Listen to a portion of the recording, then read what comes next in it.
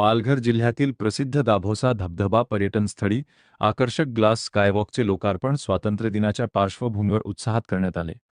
पालकमंत्री तथा वनमंत्री गणेश नाईक याच्या हस्ते या ग्लास स्कायवॉकचे लोकार्पण करण्यात आले.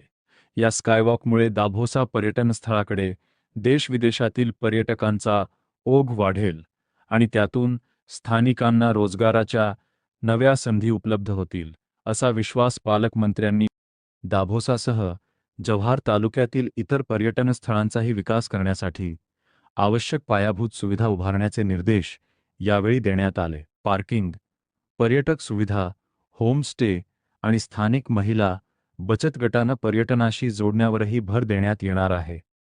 दरम्यान, पर्यटकांची वाढती गर्दी लक्षात घेता स्कायवॉकची सुरक्षता, CCTV आणि गर्दी नियंत्रण व्यवस्था काटेकोरपणे राबविण्याच्या सूचना देण्यात आल्या आहेत.